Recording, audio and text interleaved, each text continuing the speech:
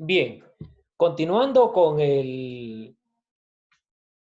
las conferencias que tenemos en el curso de farmacología, hoy día vamos a tocar el tema de parámetros que modifican el efecto de los medicamentos. Para hacer una rápida sinopsis, en esta conferencia vamos a abordar algunos elementos ligados, como es el caso de la edad, qué tanto influye el ser un paciente pediátrico o el ser un paciente de la tercera edad o el adulto mayor. ¿Cuánto es que puede influir en el efecto de los medicamentos eh, grupos etarios extremos? ¿Cuánto puede influir en el efecto de los medicamentos el ser una paciente gestante? ¿Qué tanto puede influir en el tema del efecto de los medicamentos el ser de una etnia diferente? Es decir, ¿cuánto tiene que ver la genética en todo esto? ¿Qué tanto puede intervenir el ritmo circadiano en el efecto de los medicamentos? ¿Y qué tanto puede también generar algún tipo de intervención o modificación cuando estemos hablando de el tema de interacciones farmacológicas? Entonces, cada uno de estos puntos pues requiere un especial trámite como para poder ser abordado de la mejor manera. Es por eso de que en la búsqueda del medicamento ideal o del fármaco ideal, desde luego, siempre van a existir factores que conlleven a una determinada variación en el efecto del medicamento. Y es por ende que se requiere pues tener siempre el principio de personalizar o individualizar una terapia, porque ante ello justamente vamos a poder precisar de una manera mucho más concreta la dosis de un medicamento. Miren que observando los niños, las gestantes y los ancianos, lógicamente son pacientes de riesgo y desde luego pues van a requerir una especial monitorización en las dosis que se les esté prescribiendo, ¿correcto? Cada, cada individuo, cada paciente con factor de riesgo, desde luego, va a tener desde una fisiología diferente hasta el modo farmacocinético y farmacodinámico en cómo el medicamento va a actuar. Muy bien. Para ello vamos a ir trasladando diferentes casos y ante esos casos vamos a ir observando estos parámetros que modifican el efecto de los medicamentos. Vamos a mirar el caso número 1. Este es un paciente en pacientes pediátricos. Se presenta a continuación el caso de un neonato prematuro, 34 semanas de gestación, con 20 días de haber nacido por operación cesárea, con un peso de 2.250 kilos, a raíz de un cuadro diarreico agudo, en este caso de 4 a 6 cámaras semilíquidas en un día, fue llevado por sus padres a una clínica local, en donde se le indicó la loperamida. Esta loperamida es un fármaco antidiarreico. 5 gotas cada 8 horas. Después de 2 días, notaron pobre capacidad de succión, falta de respuesta a estímulos y somnolencia progresiva. Por esta sintomatología es traído a consulta. Muy bien, primero precisamos que el paciente es un neonato, ¿sí? Con 20 días de haber nacido, ¿sí? Con un peso de 2,250 kilos. Y eso es lógico, ¿no? Estamos hablando de un paciente neonato prematuro de 34 semanas de gestación. Se observa diarrea, 4 o 6 cámaras semilíquidas está ya estableciendo un cuadro diarreico, a lo cual dice, sus padres, dice, el cual es llevado por sus padres a una clínica local en donde se le administra la loperamida.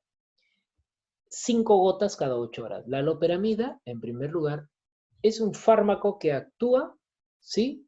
A nivel intestinal. Lo que va a hacer la loperamida es, en la diarrea, como el peristaltismo está aumentado, la loperamida bloquea el peristaltismo, inhibe el peristaltismo. Al inhibir el peristaltismo, desde luego, lo que vamos a generar es que vamos a minimizar el cuadro diarreico. Muy bien, y eso es lo que los papás observan. Sin embargo, después de 2 días, miren lo que sucede. La loperamida es un fármaco que, si bien es cierto, actúa a nivel intestinal, pero sucede que en pacientes pediátricos, en neonatos, como la barrera hematoencefálica no está lo adecuadamente madura y genera diríamos, hay brechas dentro de la estructura de la barrera hematoencefálica, la loperamida en un paciente de estas características logra atravesar la barrera hematoencefálica. Al lograr atravesar la barrera hematoencefálica, llega al sistema nervioso central y lo que va a generar allí es un problema de depresión del sistema nervioso central. Tener mucho cuidado con este tipo de pacientes, porque este tipo, o como cualquier otro fármaco, ¿sí? Aún con características, si podemos observar, la loperamida es hidrofílica, pero aún así atraviesa barrera hematoencefálica. ¿Y esto qué cosa genera? Pobre capacidad de succión. La misma depresión del sistema nervioso central al niño ya no le permite tener capacidad de succión en la mamá. Falta de respuesta a estímulos, lógicamente. La misma depresión conlleva ello. Y somnolencia. Por esta sintomatología es traído a consulta. Estamos ya hablando de una reacción adversa, ojo, una reacción adversa a la loperamida, que siendo un fármaco hidrofílico en un paciente neonato tiene la capacidad suficiente de llegar al sistema nervioso central. ¿Cuál hubiese sido lo más idóneo? Si observamos un cuadro diarreico, lo más idóneo es observar las características que tiene la diarrea. Si es una diarrea acuosa, en este caso, no maloliente, estaríamos pues con la necesidad de simplemente administrar soluciones hidroelectrolíticas para poder compensar, en este caso, la pérdida de los electrolitos que se pierden. Suficiente.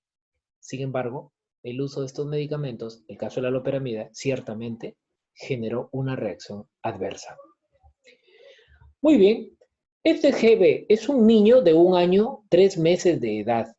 Presenta malestar general con irritabilidad, rinorrea, fíjense, temperatura de 38 grados centígrados, es decir, ya está con su fiebrecita, hay cefalea. Se le administra el paracetamol 10 miligramos por kilo 3 veces al día. Muy bien, este es un fármaco antipirético y está, diríamos, de acuerdo a las características que tiene el pequeño, probablemente pues esté pasando por un problema de resfriado que poco a poco pues este virus ha ido, en este caso, generando fiebre, ¿sí? Como tal, y el paracetamol se le está administrando como antipirético. Luego de 2 días manifiesta anorexia, así como tinte histérico en escleras y manos. ¿Qué pasó? ¿Qué sucedió en este pequeño?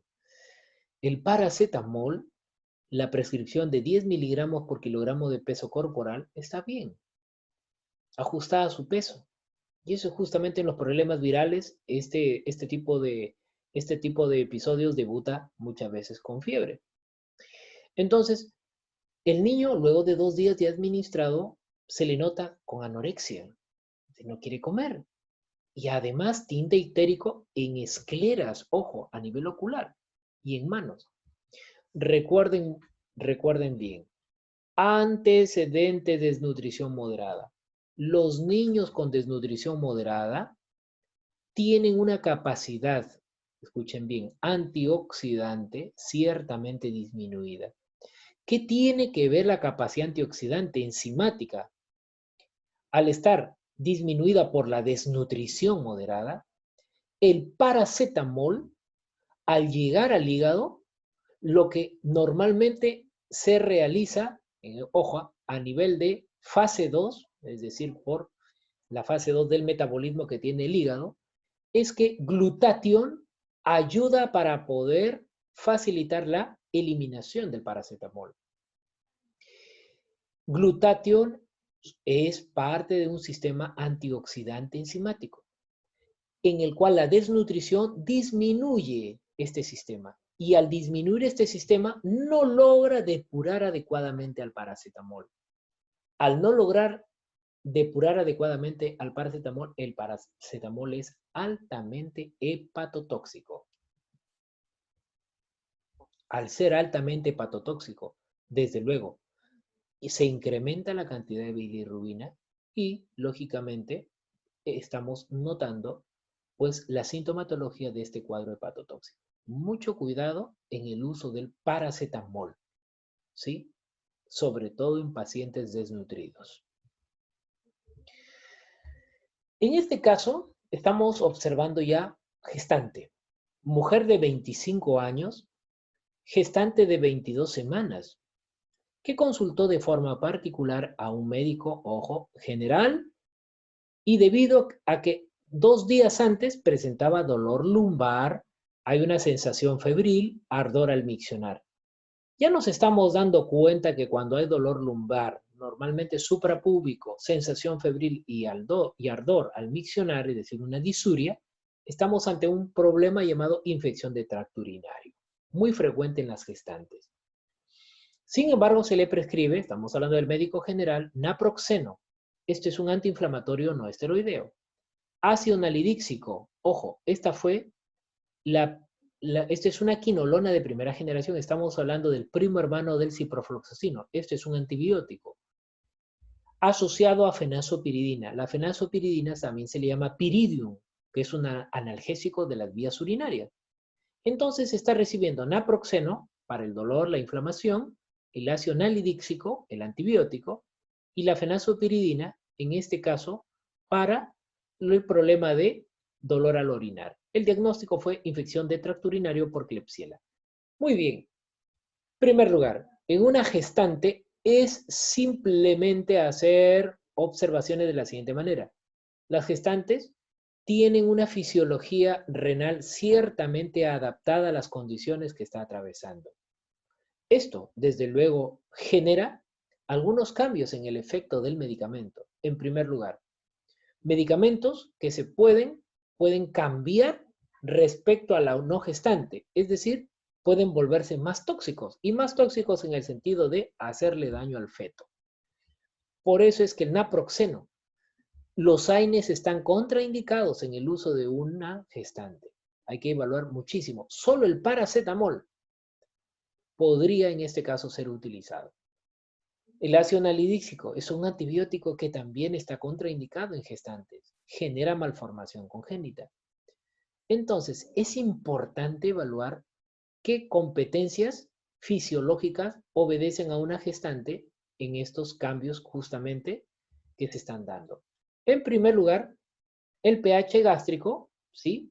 En una paciente embarazada es 40% menor que la no embarazada. Fíjese, ya estamos generando cambios en el pH gástrico. La secreción de moco a nivel gástrico aumenta. ¿Qué más podemos ver? Podríamos también observar lo siguiente, que la progesterona aumenta, ¿sí? El gasto cardíaco está aumentado en una gestante. Esto quiere decir que el flujo renal aumenta también.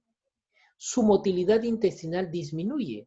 Entonces estamos observando varios cambios que lógicamente se dan por el mismo proceso de gestación. Es por ello de que en el año 2003, fíjense, se realiza este trabajo, factores asociados a malformaciones congénitas fetales y del recién nacido en gestantes, atendidas en el Hospital Víctor Lazarte Echegaray, de enero a diciembre del 2003. Ríos Canales, Vera Vélez y colaboradores. ¿Qué se observa? Que entre los medicamentos, ojo, el 24.67% tenía como factor de malformación congénita asociada a medicamentos. Valproato, fíjense, este es un fármaco que se utiliza para problema de epilepsias, fenobarbital, de la misma manera, medroxiprogesterona e isosuprina. Se estuvieron administrando en pacientes gestantes. Entonces, recuerden, los elementos fisiológicos que cambian en una gestante también generan necesidad de poder utilizar adecuadamente los medicamentos, ya que estos se afectan en su respuesta farmacológica. Mujer de 35 años, gestante de 8 semanas, este es un ejercicio clínico, ¿sí? Presenta cefaleas recurrentes a predominio frontal. Asume por automedicación la administración del Tonopan. Tableta, una en la mañana y otra en la noche. Recuerden bien, esta paciente por tener problemas de cefalea a predominio frontal está tomando el Tonopan. Lo que, en primer lugar, este va a ser algo que ustedes lo van a realizar. Necesitan, observen qué cosa contiene el Tonopan. Segundo, una vez que me identifican los componentes que tiene el Tonopan, me van a averiguar que si está o no, o tiene o no un riesgo potencial en la paciente gestante. ¿Eh? Entonces, por favor, me van a averiguar este tipo de detalle. Siguiente, farmacogenética. RJ es una paciente de 28 años de edad, natural de Japón, con diagnóstico de VIH-Sida. Recibe atención profiláctica primaria con isoniazida. Fíjense, ya los pacientes con VIH reciben, en este caso, la isoniazida como atención profiláctica. ¿Por qué? Porque los pacientes con VIH muy rápidamente pueden debutar con infecciones oportunistas, entre ellas la tuberculosis. Se le administra 5 miligramos por kilo por año, pero se observa que desarrolla signos bioquímicos de toxicidad hepática. Por ejemplo, la glutámico pirúvico transaminasa está aumentada, la GOT, la glutámico oxalacético está aumentada, la bilirrubina también, y también la alcalino fosfatasa. ¿Qué cosa ha sucedido? ¿Por qué incrementa? Entonces vamos a observar de que algo ocurrió en el metabolismo de estos pacientes, atendiendo, lógicamente, el perfil farmacogenético que tiene la isoniazida. Ojo, 5 miligramos por kilo está bien, es su dosis terapéutica, pero algo ha pasado genéticamente en el paciente japonés. Vamos a verlo. Y es que resulta que por CYP2C19, esta es una citocromo P450, la 2C19, se metaboliza la isoniazida. ¿Y qué sucede? Aquí en este cuadrito estamos mostrando la distribución de metabolizadores pobres. Es decir, metabolizador pobre es aquel que tiene dentro del organismo hay pequeña cantidad de citocromo P450. Cuando viene un fármaco a metabolizarse, ya no se va a metabolizar en la misma manera. Por ende, su concentración sérica aumenta. Repito nuevamente. Al estar los metabolismos, en este caso pobre, están disminuidos. Y al estar disminuido, el fármaco no va a poder metabolizarse en su totalidad, de tal manera que aumenta su concentración sérica. Y miren, en esta distribución, el paciente, en este caso japonés o asiático, tiene una tasa elevada de, ¿qué cosa? Metabolizadores lentos. Entonces, si observamos en el paciente anterior, mencionaba que desarrolla signos bioquímicos de toxicidad hepática. Como la isoniazida aumentó su concentración sérica porque el metabolismo es pobre, es lento, esto hace generar un cuadro de hepatotoxicidad. Cuadro en el cual la GPT está aumentada, la GOT aumenta, la bilirrubina aumenta y aumenta la alcalino fosfatasa. Entonces es muy importante definir cuándo hay metabolizador pobre, como en este caso. En este caso hay metabolizador pobre. Pero ya les voy diciendo que la variante farmacogenética puede existir. ¿Qué cosa? Metabolizador pobre o lento y puede existir metabolizador amplio o también le denominan extenso. ¿Sí? Dos cosas. El pobre y el extenso. Entonces, o rápido también le denominan. Bien, esto lógicamente, el papel farmacogenético conllevó a quien les habla a poder hacer una evaluación en nuestro país y observar cómo está distribuido estos metabolismos. ¿Seremos metabolizadores lentos o extensos, denominados también rápidos? ¿Seremos lentos o rápidos?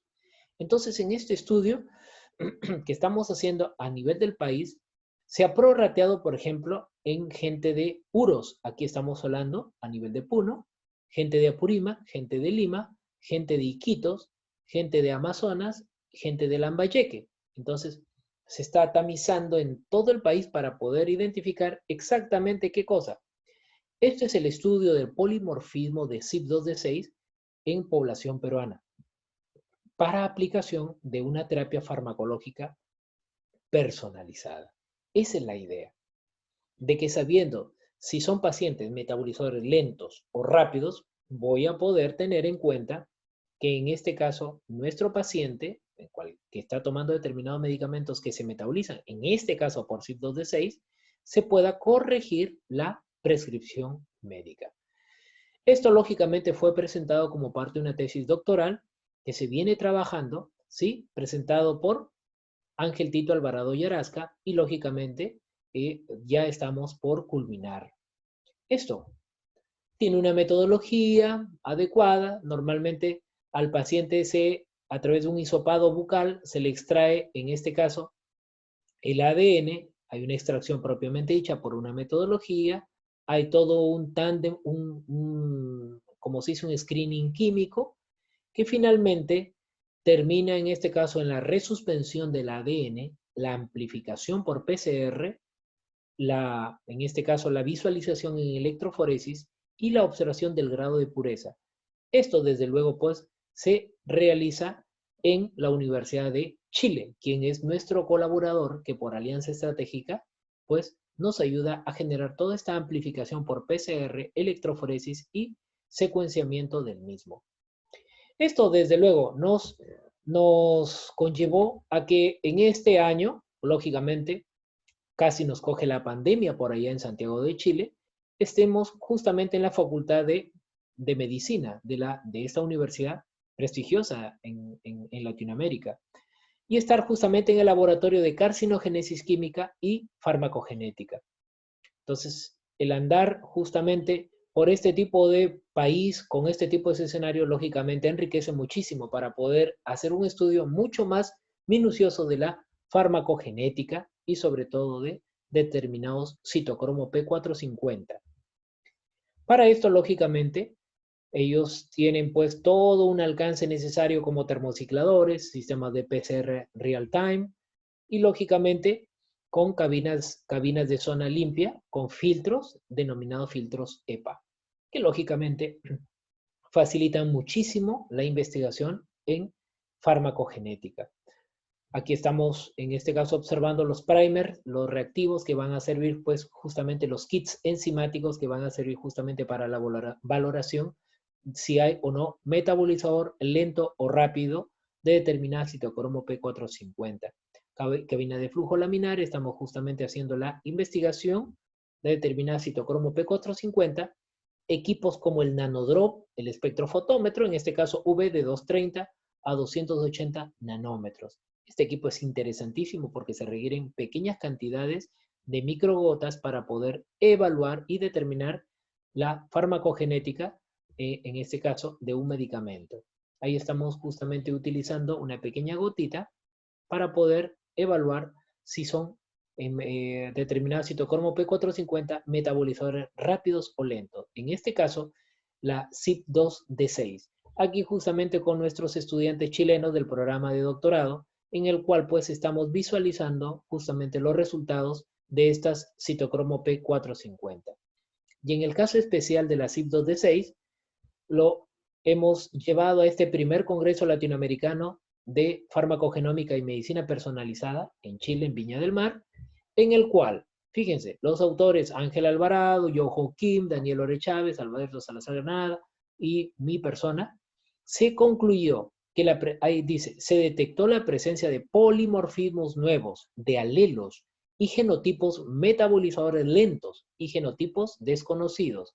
Muy importante, metabolizadores lentos. Estamos hablando de que CYP2D6 en nuestra población, en diferentes grupos raciales, CYP2D6 está demostrando ser metabolizador lento. ¿Esto qué quiere decir? Que fármacos como los antidepresivos, fármacos que se utilizan en la salud mental, los antidepresivos, como la fluoxetina, entre otros, Algunos medicamentos antihipertensivos, entre otros, cuando se someten al metabolismo por, en este caso, metabolizadores lentos, y hay pobre capacidad de metabolismo, van a aumentar su concentración sérica, generando mayor disposición de reacciones adversas. ¿Qué quiere decir esto? Que ya estamos ante, ¿qué cosa? Una situación de minimizar la concentración normalmente prescrita por el médico. Esto es a lo que queremos llegar. Individualizar, personalizar la terapia en determinados pacientes con determinados grupos farmacológicos a los cuales se les prescribe. Y acá hay mucho fármaco utilizado en salud mental. Ojo, estamos viviendo la etapa de COVID y en este momento la salud mental ciertamente se ha resquebrajado y muchos están tomando fármacos justamente para poder lograr un basal adecuado. Y es en estos que se requiere pues una dosificación muy importante, muy precisa. Es por eso de que en los diferentes grupos raciales, desde luego, hay que tener mucho cuidado, ¿sí? Al momento de hacer el estudio de los citocromo P450. MJ, acá vamos a ver el compromiso de las interacciones medicamentosas. MJ es una enfermera de 23 años en el cuidado de un niño con cuadro de meningitis meningocócica. El control hospitalario recomienda la administración de rifampicina. Ojo, esta se suele utilizar justamente como parte profiláctica por 4 días. La enfermera está casada y utiliza pastillas anticonceptivas. Ella viene utilizando etinil, estradiol y progestinas como parte de sus pastillas anticonceptivas. Este método viene utilizando por 4 años. Ella llegó a quedar embarazada durante su nuevo ciclo de ovulación. ¿Qué pasó si ella estaba consumiendo sus anticonceptivos? Como el título dice interacciones farmacológicas o medicamentosas, la rifampicina es una inductora enzimática. Aumenta el metabolismo. Y al aumentar el metabolismo, en este caso el anticonceptivo, al llegar al citocromo P450 y al estar aumentado el metabolismo, va a disminuir su concentración sérica. Y al disminuir su concentración sérica, pierde eficacia. Y al perder eficacia, aumenta la posibilidad de quedar embarazada. Mucho ojo justamente con inductores enzimáticos que pueden aumentar el metabolismo haciendo que los otros fármacos disminuyan su eficacia. Mucho ojo y generen fracaso terapéutico. Muy bien. Ritmo circadiano. ¿Qué tiene que ver el ritmo circadiano? Veamos en esta paciente. RP es un paciente de 27 años con diagnóstico de ITU, infección de tracto urinario. Con tratamiento de amicacina, fíjense, esto es un antibiótico, esto es un aminoglucósido, 5 miligramos al día. Ahora, ¿qué dice? 1:30 p.m. A esa hora se le administra, con hidratación constante vía oral y se observa menor incidencia de efectos indeseables. Normalmente la amicacina genera un efecto indeseable que es nefrotoxicidad, pero a la 1:30 se ve pues que hay menor incidencia. ¿Eso a qué se debe? Vamos a verlo. Siempre los manuscritos, es decir, investigaciones nos van a llevar justamente a poder resolver esa incógnita.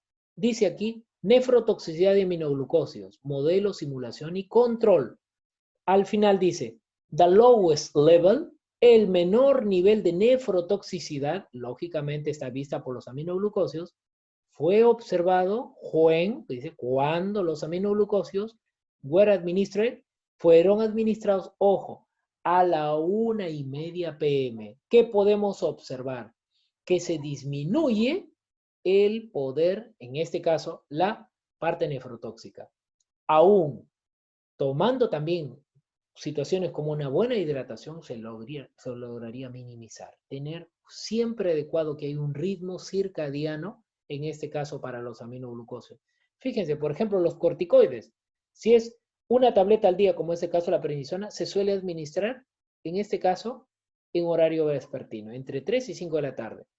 ¿Por qué? Porque el colesterol simplemente, ¿qué cosa? Aumenta su concentración en la mañana. 8 de la mañana está aumentando. ¿Han escuchado ustedes hablar de los antiparasitarios? ¿Sí? Se utilizan en las noches.